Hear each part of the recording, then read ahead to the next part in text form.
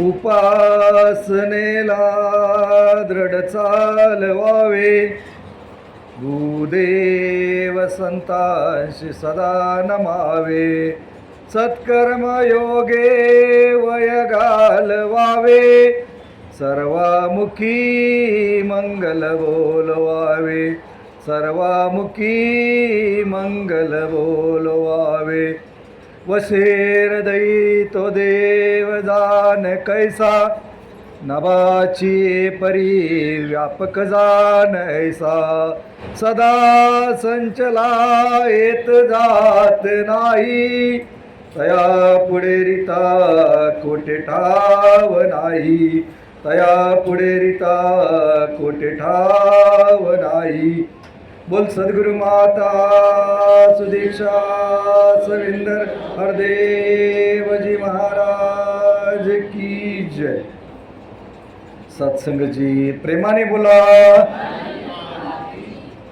तुमचं आमचं थोर मोठं भाग्य आहे की सुंदर अशा विचाराच्या माध्यमातून, गीताच्या माध्यमातून आज तुमच्या आमच्या जीवनामध्ये अनेक प्रकारच्या भौतिक ज्या अवस्थेत आहे त्या अवस्थेमधून आज एक सुदीक्षा महाराजांचा आज तुमच्या आमच्यावरती वरदास्त कृपा कटाक्ष मज न्याहाळले आणि अमरपदी बैसविले। त्या अमरपदाला तुम्हाला बसवल्यामुळे आज ही जागा तुमच्या आमच्या जीवनामध्ये प्राप्त झालेली आहे। कारण जीवन जगत असताना तुमच्या आमच्या जीवनामध्ये प्रत्येकालाच वाटत असतं की माझ्या मनाप्रमाणे संपूर्ण माझं आयुष्य चालावं, मनाच्या विरुद्ध एक देखील आयुष्यामध्ये घटना होऊ नये, प्रत्येकालाच वाटत असतं। परंतु दैवलेखा कधी न चुके, ब्रह्मदिका सांगितलं की बाबा रे रामासारखा अवतार झाला, 14 वर्ष वनवास भोगावा लागला, श्रीकृष्ण परमात्मासारखा अवतार झाला, तो बंदिवासामध्ये जन्माला आला। मग तुमचं आमचं हे क्षणिक दुःख आहे ते किरकोळ आहे। मग वास्तविक पाहता दुसऱ्या बाजूने साधू संत सांगतात की जन्माचे ते मूळ पाहिले शोधून, अरे दुःखाशी कारण जन्म घ्यावा, पाप पुण्य करूनही जन्म येतो प्राणी, आणि नरदेही येऊन हानीच केली म्हणतात। मग ती वास्तविक पाहता प्रत्येक वेळी साधू संत तुम्हाला विचाराच्या माध्यमातून आज बरोबर असणारे दासच्या महात्मे संदीप भोसले जे असू द्या, शंकरनाथ डिपार्टमेंटचे महात्मा ज्ञानेश्वर सावंतजी, की येता सहज आमच्या गाडीमध्ये चर्चा चालली होती की महात्माजी तुम्ही कसं जोडला, प्रेमाने बोला। की त्यांना सांगितलं की 25 वर्ष धर्मपतींना सत्संगमध्ये नेऊन सोडत होते, परंतु सत्संगशी जोडले नव्हते। कारण दैव इतकं विचित्र असतं, कारण जोपर्यंत तुमच्या आमच्या संचित कर्मामध्ये भोग सरत नाही तोपर्यंत तुमच्या आमच्या जीवनामध्ये सद्गुरूची प्राप्ती होऊ शकत नाही। तुम्हाला प्राप्ती झाली आहे म्हणून संतांची प्राप्त नव्हती ते संत सांगितलं की तुम्हाला वाटत असेल की माझ्या जीवनामध्ये मुलानं सत्संग करावी, माझ्या परिवारानं संपूर्ण सत्संग करावी, प्रत्येकालाच वाटतं मित्र परिवारानं सत्संगमध्ये यावं, संपूर्ण गाव निरंकारी व्हावं, प्रत्येकाच्या जीवनामध्ये माझ्या जीवनामध्ये जो आनंद प्राप्त झालाय निश्चितच संतांचं, कारण ही प्रीत आहे, हा जो लाभ आहे, तुमचा स्वार्थ एकच आहे की आमच्या जीवनामध्ये जी प्राप्ती झाली, जो आनंद प्राप्त झालाय की आनंद सब कोई कहे आनंद जाने न कोय, एक बार आनंद मिला तो परमानंद होय, तो आमच्या जीवनामध्ये परमानंद प्राप्त झालेला आहे, तो प्राप्त इतरांच्या जीवनामध्ये प्राप्त व्हावा ही भूक आहे। आज भैरवबाबा बसलेत की तुम्ही मी अनेक व्हॉट्सअपच्या माध्यमातून पाहतो की 3 बटनवाली पिढी आता पुढे पाहायला मिळणार नाहीये। आज ज्यावेळेस दासनं आमच्या पंचकृषीमध्ये ज्या दिवशी सत्संग सद्गुरूला मागून घेतली त्यावेळेस जसं मोरानं नाचावं आणि पिसारा फुलवून ते वास्तविक पाहता ते पंख पडतात आणि वाटसुरून येऊन त्याचा व्यापार करावा, ती अवस्था दासची वास्तविकता झाली। आणि सत्संग झाल्यानंतर दासनं महात्म्यांना गोष्ट मागितली की म्हणजे आमच्या गावामध्ये मी सत्संग व्हावी, प्रेमाने बोला। तो आनंदाच्या भारामध्ये सत्संग मागून घेतली। दासला कोणतीही गोष्ट पाठीमागची पूर्वकल्पना नव्हती, सत्संग कशी चालू होणार। दासनं तर कधी प्रेमाने बोलला, धन्यंकर सत्संगमध्ये बोलला नव्हता, दासचं मुंबईमध्ये वास्तव जीवन चाललं होतं आणि सत्संग तर मागून घेतली. आता करायचं काय? ज्यावेळेस सत्संग झाली त्यावेळेस दास भानावरती आला आणि भानावरती आल्यानंतर मग दासनं देखील बॅग भरली. मुंबईवरून महात्मे टूरच्या माध्यमातून विश्वास भोसलेमानांच्या उपस्थितीमध्ये कार्यक्रम होता. मनोज कदमजी जे बाल सत्संग कांजूरमार्ग जे चालवतात आणि त्यांच्याबरोबर दासच्या लक्षात आले की आपण मोठी चूक केलेली आहे. आता सत्संग कशी चालवणार? दासला तर काहीच बोलता येत नाही. दासनं बॅग भरली, महात्म्यांच्या बरोबर जाण्याची तयारी केली. महात्माजीनं सांगितलं तुम्ही कुठं चाललाय? तुम्ही सत्संग मागून घेतली, सत्संग होईपर्यंत तुम्हाला गावावरून येता येणार नाही. मला बरोबर घेऊन गेले नाहीत महात्मा. आणि ज्यावेळेस 6 दिवसाचा काळ गेला आणि ज्यावेळेस सत्संगचा दिवस तो उजाडला आणि उजाडल्यानंतर दिवसभर चिंतन आणि दास सेवादलमध्ये असल्यामुळं कोणत्याही गोष्टीची सेवादलची वर्दी घातली आणि वर्दी घातल्यानंतर दऱ्या हातरल्या आणि अवतारवाणी दासनं चालू केली. जशी येईल तशी अवतारवाणी चालू केल्यानंतर सद्गुरूची मोठी कृपा, आमचे चुलत बंधू संतोष घोरपडेजी, आजनूजवरून पोपट पवार, जमदाडे महाराज, सर्व महात्मा 407 टेम्पो घेऊन सर्व महात्मे पोचले, स्पीकरचे संपूर्ण. आणि ज्यावेळेस सत्संग चालू झाली तरी दासच्या मनामध्ये एकच खंत की सत्संग मागून घेतले म्हणलं तर दासचं नाव घेणारच. मनामध्ये काय करायचं? आणि ज्यावेळेस सत्संग सुंदर झाली आणि ते जमदाडे महाराज बसले होते सत्संगला, दासला वेळ दिला आणि दासला तो अभंग आठवतोय की धरीला पंढरीचा चोर गाळा बांधून या दोर. दासचा माईक हातामध्ये असा असा हालत होता आणि दासनं तो अभंग म्हणला आणि महात्माजीने टाळावलेला खूप सुंदर अभंग झाला आणि तिथून आमच्या भाडळे भागामध्ये सत्संग चालू झाली. आज आबा महाराज बरोबर आहेत, त्यांची मुलं लहान लहान होती आणि त्यावेळेस सत्संग चालू झाल्या.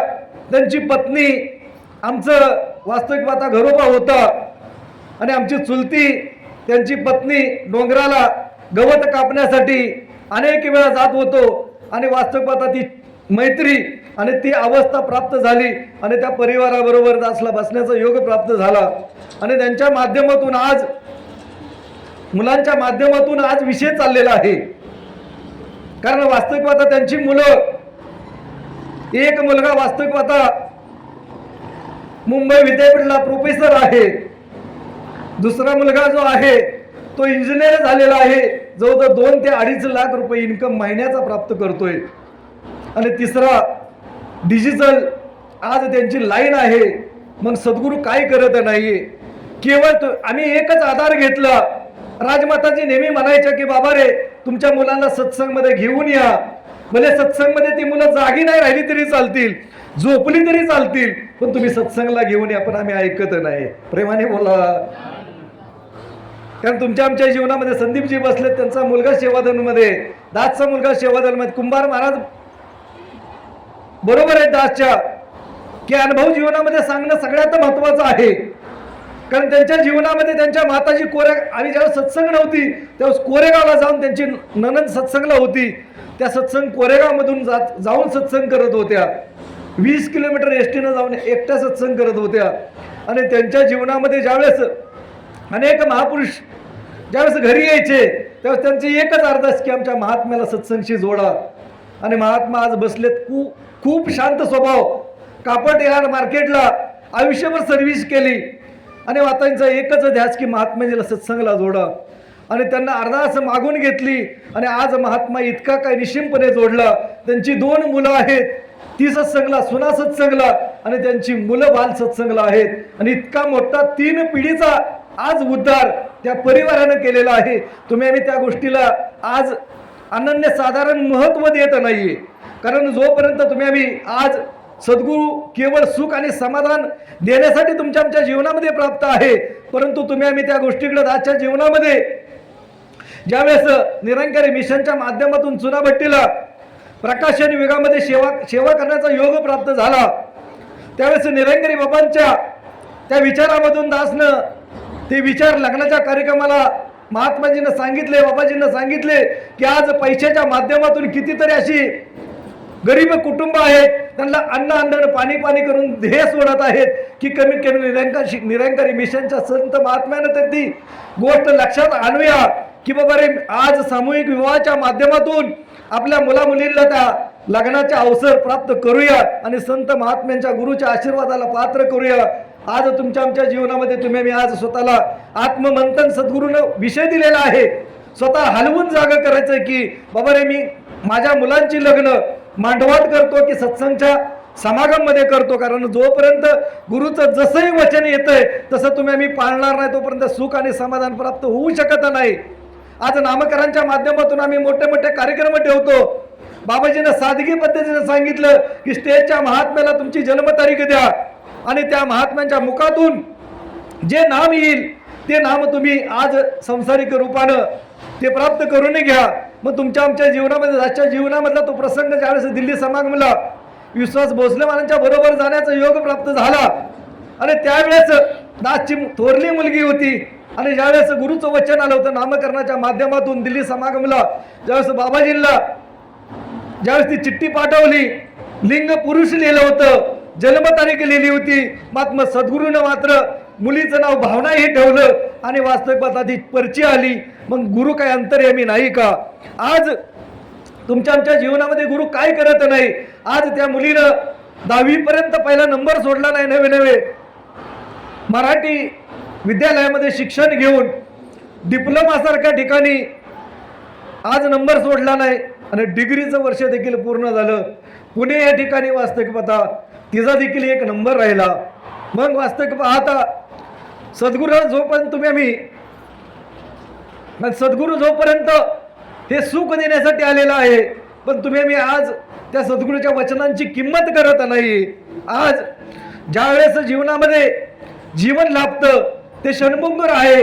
जगतवंदे जगद्गुरु तुकाराम महाराजांनी सांगितलं की बरं क्षणशोनी करावा विचार, नाशिवंत देह जाणार सकळ आयुष्य खातो काळ सावधान आणि संत समागमे धरुणी आवडी करावी तातडी परमात्माची तुका म्हणे हे लुकीच्या वारे जाती घडी पुन्हा नाही।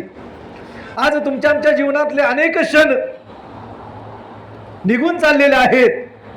आज निश्चितच महात्म्यांना तो विषय छेडला की बाबा रे दासच्या जीवनामध्ये देखील सत्संगला जॉईंट झाला होता, तुम्हाला देखील प्रश्न पडतो, निश्चितच पडणार, कारण दासला ज्यावेळेस प्रचार आणि प्रसार माध्यमातून बाहेर दास योग प्राप्त झाला आणि ज्यावेळेस अनेक महात्म्यांचं जीवन बघायचा, अनेक वर्ष महात्मा सत्संग करतायत तरी विरुद्ध जी न बघवता ती कर्म करत आहेत, अनेक उपद्यान करतायत, सत्संग तर सुंदर करतायत, रोज सत्संग मध्ये आहेत, मग असं का? दासला 20 वर्ष तो प्रश्न सतावत होता। मग मोहन गुंडूजी असू द्या, सुभेदार जाधव असू द्या, मनोज कदमजी असू द्या, अनेक महात्म्यांच्या सहवासामध्ये तो प्रश्न दासनं, राजेंद्र थोरात असू द्या, प्रत्येक महात्म्याला तो प्रश्न दास करायचा असं का? आज मिशनला सद्गुरूनं तर आज परमात्मा अंगसंग दाखवलेला आहे, तरी सुद्धा महात्म्यांच्या माध्यमातून अशी कर्म का घडतात? अनेक महात्म्यांना फसवलं जातं, अनेक दुराचार केला जातो, असं का? आणि दास ज्यावेळेस चेंबूर भवन या ठिकाणी संदीप महाराज आज बसले, ज्यावेळेस 670 युनिटमध्ये दास सेवेला होता आणि चेंबूर भवनला ज्यावेळेस दास गेला आणि देवा महाराज इतका साधा महात्मा होता आणि ज्यावेळेस दासनं त्यांना प्रश्न केला की महात्माजी 20 वर्ष दासला प्रश्न सतावतोय, कोणत्याही महात्म्याकडून त्याचं उत्तर मिळत नाहीये आणि ज्यावेळेस त्या महात्म्याला विचारलं की महात्माजी असं का, की अशा महापुरुषांच्या जीवनामध्ये कर्म का घडतात, तर त्यावेळेस दासला सुंदर दृष्टांत दिला की ज्यावेळेस महात्माजीने सांगितले की तुम्हाला माहित आहे का काही जोंधळा असतो आणि ती कडव्याची पेंडी आहे, ती कडव्याची पेंडी सोडायचं म्हणलं तर काय करावं लागेल, तर दासनं सांगितलं तो आळा सोडावा लागेल।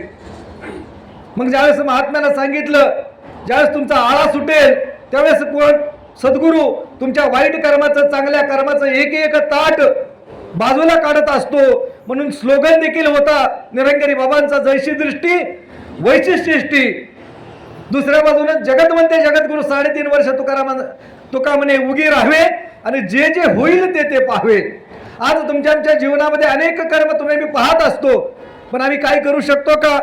कारण पाहण्याचा अधिकार आहे. सद्गुरूला तुम्ही मी अरदास करू शकतो. त्या अरदासाच्या माध्यमातून नारद महात्म्याने सांगितले की बाबा रे, ह्या ब्रह्मज्ञानी संत महात्म्याचं उद्धव श्रीकृष्ण परमात्मा एकनाथी भागवत या पवित्र ग्रंथामध्ये वर्णन करतात की बाबा रे, ह्या ब्रह्मज्ञानी संत महात्म्याची आज अवस्था आणि अधिकार इतका मोठा आहे की त्यांना सांगितलं एखादं जर प्रेत चाललेलं असलं आणि त्या प्रेतावरती त्या ब्रह्मज्ञानी संत महात्म्याची दृष्टी पडली तर त्या प्रेताचा देखील उद्धार होतो. नवे नवे प्रेताला आग लागली असेल आणि त्या अग्नीकडे जरी दृष्टी गेली तर त्याचा उद्धार होतो. नवे नवे त्याची रक्षा जरी पाहिली तरी त्याचा उद्धार होतो. इतका मोठा तुम्हाला मला अधिकार सद्गुरूने दिलेला आहे. मग तुमच्या आमच्या जीवनामध्ये तुम्ही मी अरदास करू शकतो. तुमच्या आमच्या जीवनामध्ये जीवन जे लाभलेलं आहे ते केवळ तुम्ही आम्ही कोणत्याही महात्म्याचं प्रारब्ध कर्म. आज सद्गुरू माताजी ज्यावेळेस युगदृष्टा सद्गुरू गुरु आदिवदी होते त्यावेळी सद्गुरू बाबाजींचे विचार तुम्ही ऐका की एका बाजूला रावणाचं उदाहरण दिलं जायचं, एका बाजूला रामाचं उदाहरण दिलं जायचं, कौरवांचं उदाहरण दिलं जायचं, कृष्ण परमात्म्याचं पांडवांचं उदाहरण दिलं जायचं. आणि त्या माध्यमातून तुम्ही नेमकं कोणत्या पंक्तीमध्ये बसायचं हे तुम्ही ज्ञान घेतल्यानंतर तुमचं स्वतःचं कर्तव्य कर्म ठरवणार आहे. आज कर्म करण्याचं स्वातंत्र्य संसारिक जीवाला देखील आहे आणि ब्रह्मज्ञानी संत महात्म्याला देखील आहे. मग तुमच्या आमच्या जीवनामध्ये हे ब्रह्मज्ञान प्राप्त झाल्यानंतर नेमकं कोणतं कर्म तुम्ही आम्ही स्वीकार करणार आहे त्याच्यावरती ह्या कर्माची गती ठरलेली आहे. आणि मग वास्तविकता तुमच्या आमच्या जीवनामध्ये जे जीवन लाभलेलं आहे ते क्षणभंगूर आहे. अनेक महात्म्यानं सांगितले की बाबा रे, मृत्यू तुझा पाठलाग करत आहे. जगामध्ये जो जो कोणी आलाय त्याला एक ना एक दिवस जायचंय, परंतु जात असताना तुमच्या आमच्या जीवनामध्ये ते गोष्ट तुमच्या आमच्या जीवनामध्ये ती गोष्ट आज समजून घेतली पाहिजे. इथं बसल्यापैकी संत महात्म्याला दास अरदास करेल, हात जोडून भीक मागेल की बाबा रे, अजून देखील ब्रह्मज्ञान घेतलं असेल तुम्ही, जर प्राप्त जर झालं नसेल, कळलं नसेल तर वास्तविकता ते अज्ञान तुम्ही लपवू नका. अनेक ब्रह्मनिष्ठ महात्म्याजवळ जा, कळत नसेल तर त्यांना शरण जाऊन तो विचारा. परंतु किती वर्ष तुम्ही सत्संग केल्या तर तुम्हाला पुण्य प्राप्त होईल. मात्र ब्रह्मज्ञान आणि जन्म मरणाचा जो अधिकार आहे, जोपर्यंत ह्या परमात्म्याला अंगसंग तुम्ही पाहणार नाही, आत्मदृष्टी प्राप्त होणार नाही, तोपर्यंत तुमचा आमचा जन्म मरण थांबणार नाही. कंदाच्या जीवनामधला दास ज्वलंत प्रश्न आणि अनुभव सांगेल की ज्यावेळेस सेंट जॉर्ज हॉस्पिटलला दास ज्यावेळेस ॲडमिट होता आणि निरंकारी मिशनचा महात्म्यानंतर अनेक बोलावं असं वाटतं. ज्यावेळेस एक वयस्कर बाबा होते, धोतर 3 बटणी शर्ट होता आणि ते ॲडमिट होते आणि दास बोलत बोलत त्यांच्याबरोबर बोलायला लागला. ओळख झाली आणि ओळख झाल्यानंतर महात्म्यानं सांगितलं आणि ज्यावेळेस दोघांची ओळख झाल्यानंतर त्यांना सांगितलं दास नाथ संप्रदायामध्ये आहे. आणि ज्यावेळेस ओळख झाल्यानंतर त्यांना विचारलं की बाबा रे, डायरेक्ट नाथ संप्रदायाला का तुम्ही आला का, की याच्या अगोदर कोणती भक्ती करत होता? तर त्यावेळेस सांगितलं की मी निरंकारी मिशनच्या सत्संगला होतो. प्रेमाने बोला. निरंकारी मिशनच्या सत्संगला होतो म्हणल्यानंतर आज नाथ संप्रदायाच्या मनामध्ये लक्कन प्रकाश पडला आणि निरंकारी मिशनच्या सत्संगच्या माध्यमातून हा महात्मा नाथ संप्रदायामध्ये आहे. नेमकी काय कोणती घटना घडली आणि आज यानं सत्संग सोडला. आणि ज्यावेळेस त्यांचं जीवन दासनं विचारलं तुम्ही नेमकं सत्संगमध्ये जात होता, काय करत होता, त्यावेळेस म्हणले दास सुंदर सुंदर गीत गात होता, नवे नवे गुरुजी बचनसिंग महाराजांच्या थाळीमध्ये दास प्रसादी करत होता. प्रेमाने बोला. दास जर गीताला जर उभं राहिलो तर ओट्यामध्ये माया बसत नव्हती, एवढी माया संत महात्मे आशीर्वाद देत होते. आणि इतकं मोठं जीवन गुरुच्या प्रत्यक्ष ताटामध्ये तो महात्मा प्रसादी करत होता. आणि ज्यावेळेस त्यांना विचारलं की मग वास्तविकता सत्संग का सोडून दिली, आणि त्यावेळेस त्यांच्या जीवनामध्ये भ्रम निर्माण झाला की म्हणले गुरुबचन सिंग महाराजांचं ब्रह्महत्या झाली आणि ज्यावेळेस बापाच्या जागेवर कुठं मुलगा गुरु म्हणून गादी सांभाळतो का, तो भ्रम तर झालाच. परंतु म्हणलं निरंकारी मिशनला एवढ्या दिवस तुम्ही सत्संग केली, मग तुम्हाला काहीच प्राप्त झालं नाही का? त्यावेळेस त्यांना सांगितलं की गेलो होतो सत्संगला, की त्या महात्म्यानं हात हलवलं, परंतु हाताचा इशारा समजलाय. प्रेमाने बोला. सद्गुरूच्या ताळीमध्ये प्रसादी करत होता. तुम्ही आम्ही देखील सुंदर सुंदर गीत बोलतो, परंतु जर ब्रह्मज्ञान प्राप्त नाही झालं तर 4 वेद 6 शास्त्र 18 पुराण नवीन जगामधली सर्व धर्मग्रंथ ग्वाही देतात की बाबा रे, ते ब्रह्मज्ञान जोपर्यंत कळत नाही तोपर्यंत महात्म्याला विचारत राहा. मग तुमच्या आमच्या जीवनामध्ये तुम्हाला वाटतं की कर्माच्या माध्यमातून, वाणीच्या माध्यमातून निरंकारी मिशनच्या सत्संगला अनेक महात्म्याला जोडावं, चांगला भाव आहे. कारण शुद्ध भाव निरंकारी मिशनच्या महात्म्यांचा असतो. बिंबीच्या देठापासून वरडून वरडून प्रचार आणि प्रसारमधून महात्मे अनेक योगदान देत असतात. परंतु चेंबूर भवनमधली एक घटना आहे की आमचे वाईचे चोरगे महाराज तुमच्या आमच्या परिचयाचे असतील. काळसिद्धेश्वर महात्मा, त्यांच्या चरणावरती त्यांचं वास्तविक पाहता पट्ट शिष्य म्हणून त्यांना पदवी मिळाली होती आणि त्यांच्याबरोबर 200 लोकांचा आज शिष्य परिवार होता. आणि चेंबूर भवनच्या दिशेनं चालत असताना त्या चेंबूर भवनच्या गेटवरती लिहिलं होतं की ब्रह्म की समाप्ती और ब्रह्म की प्राप्ती. हे एक वाक्य त्या चोरगे महात्म्यानं वाचलं आणि वाचल्यानंतर जाग्यावर थांबला. प्रेमाने बोला. की जिथं ब्रह्म प्राप्ती आहे तिथं त्यांना म्हणले काय हरकत आहे विचारायला. आणि ज्यावेळेस चेंबूर भवनच्या आतमध्ये गेले, ऋषी व्यासदेव महाराज होते आणि व्यासदेव महाराजांना प्रश्न विचारला की इथं लिहिलेलं आहे त्याप्रमाणे ब्रह्म दाखवलं जातं का? त्यावेळेस त्या ऋषी व्यासदेव महाराजांना सांगितलं का नाही. आणि ज्यावेळेस त्या चोरगे महाराजांच्या जटा होत्या, दाढी होती, रुद्राक्षांच्या माळा होत्या. संत हे स्वार्थी असतात. प्रेमाने बोला. की म्हणले ही प्राप्ती झाल्यानंतर तुम्ही मला काय देणार? ज्यावेळेस की म्हणले माझ्याबरोबर 200 पट्ट शिष्य आहेत, त्यांच्याबरोबर मी तुम्हाला शरण येणार.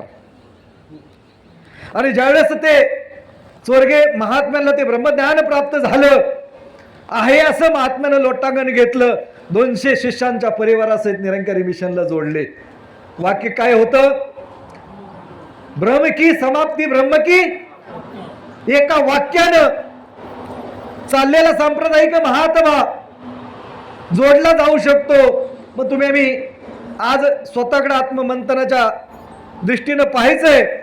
एकनाथी भागवताचा दासनं दृष्टांत देईल की प्रत्येकाला वाटतं की मिशनला जोडावं, परंतु दिशा चुकते. चलने में प्रगती नाही, दिशा भी देखनी पडते. पण आम्हाला दिशा कळत नाही. प्रेमाने बोला. आम्हाला जोडायचंय, निश्चित परिवाराला जोडायचंय, पण दिशा चुकते. आणि ती दिशा आज जाग्यावर आणण्याची गरज आहे. आज ज्यावेळेस श्रीकृष्ण परमात्मा त्या एकनाथी भागवतमध्ये उद्धवाला सांगतो की बाबा रे, ज्याही परमपुरुषाला हे ब्रह्मज्ञान प्राप्त होतं त्या दिवसापासून त्याचा अहंकार जागृत होतो. प्रेमाने बोला. अहंकार जागृत होतो की संपूर्ण जग अज्ञानी मी ज्ञानी आहे. हे व्रत करतायत, उपवास करतायत, तीर्थ करतायत, आणि त्या भ्रमामध्ये आम्ही देखील त्या ब्रह्मज्ञान घेतलेल्या आयुष्यामध्ये जातो. ब्रह्मभोजन त्याच्या फळ थाळी ठेवतो, पण त्याची भावना काय ती तपसत नाहीये. आणि जोपर्यंत त्याची भावना समजून घेणारा नाहीये, आणि त्यावेळेस तुमच्या आमच्या जीवनामध्ये तुम्ही आम्ही अनेक महात्मे दासनं पाहिलेले आहेत की आनंदाच्या भारामध्ये, उत्साहाच्या भारामध्ये सांप्रदायिक महात्म्याला जबरदस्तीनं माळा काढायला वाढलेत आहे. प्रेमाने बोला. नवे नवे आहार बदली करायला सांगितला. हे गुरु कधी सांगत नाही माझ्या हरीच्या लाडक्यानो. कुठंतरी गुरु वेगळं सांगतोय, कुठल्याही ग्रंथात सांगितलं नाही. आज निरंकारी मिशनचा इतिहास पहा. आज पांडुरंग बाबाजी महाराष्ट्रामध्ये प्रचार केला.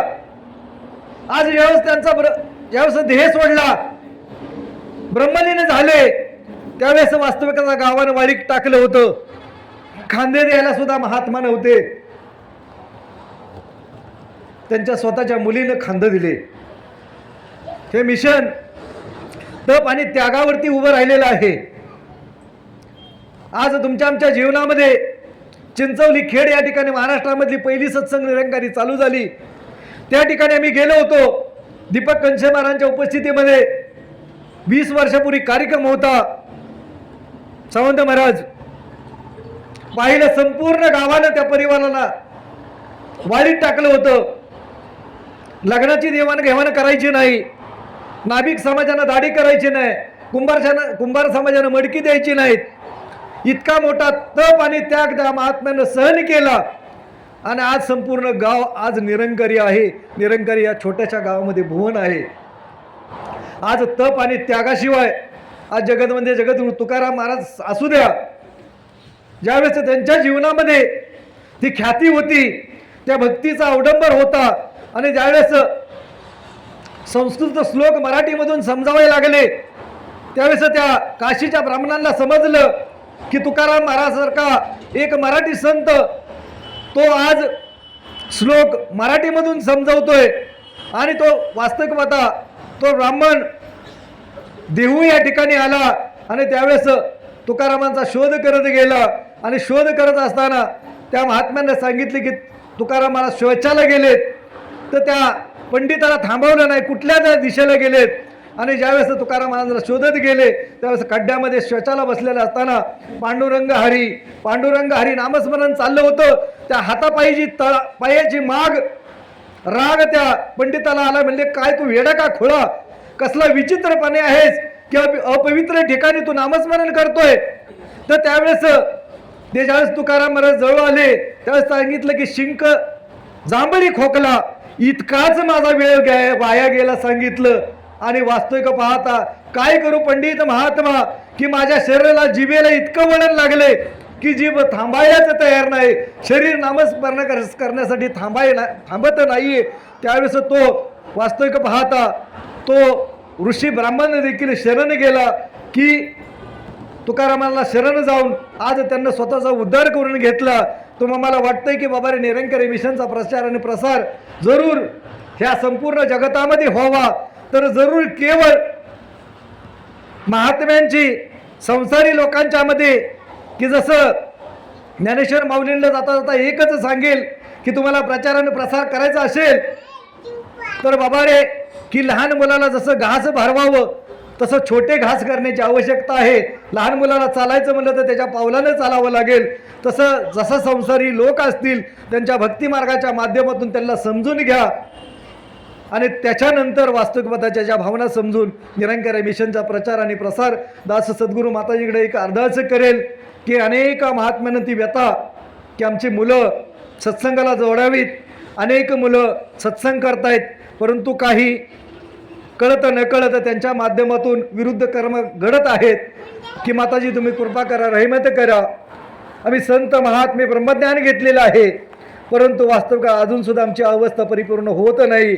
तर केवळ तुम्ही कारण आहात, त्या कारणाच्या माध्यमातून आमच्यावरती कृपा करा की आजपासून तरी तुम्ही आम्ही प्रयत्न करूया की भले आमच्या जीवनामध्ये आत्तापर्यंत आम्ही मुलांना सत्संगमध्ये आणलं नसेल की बाबा रे खरंच तुमच्या आमच्या जीवनामध्ये संधी महाराजांनं वर्णन केलं वृद्ध आश्रम गाठायचं नसेल तर वास्तविकता केवळ तुम्ही मी एकच करूया की आमच्या लहान मुलांना त्या सत्संगमध्ये आणून पुढची पिढी आज वयोवृद्ध आहात, आज पुढच्या सत्संग देखील तुमच्या आमच्या मुलांच्या माध्यमातून हा प्रपंच पुढं फुलवणार आहे सत्संगचा.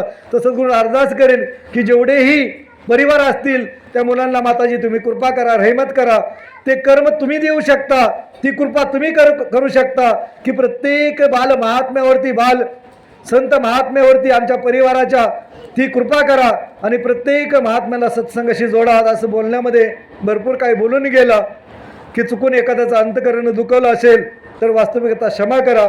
आणि शेवटच्या श्वासापर्यंत तुम्हाला संत महात्म्यांना जसं ज्ञान दिलंय तसं ध्यान शेवटच्या श्वासापर्यंत तुम्हाला संत महात्म्यांना निरोगी आयुष्य सेवा सत्संग नामस्मरण करत आज 97 वर्ष पूर्ण झालेले आहेत. 100च्या उंबरठ्यावरती मिशन आहे. तर कुणीही आजपासून पायामध्ये भिंगरी बांधा की एखादी गोष्ट संसारी प्राप्त झाली तर तुम्ही जगाला ओरडून सांगतो तर तुम्हाला तर देव प्राप्त झालेला आहे. मग एवढं परब्रह्म तुमच्या हातामध्ये दिलं असेल तर झोपेमध्ये जागा होऊ नका आणि जागा होऊन केवळ उठता बसता केवळ वाहत जा. जसं नदीनं वाहत गेल्यानंतर ती शुद्ध राहते, तिला डबकं बनत नाही, तसं तुम्ही आम्ही ब्रह्मज्ञानाच्या नौकेमध्ये बसलेलो आहोत. तर उठता बसता केवळ की देव घ्या आणि वास्तविक आता देव द्या. वास्तविकता प्रेमाने बोला.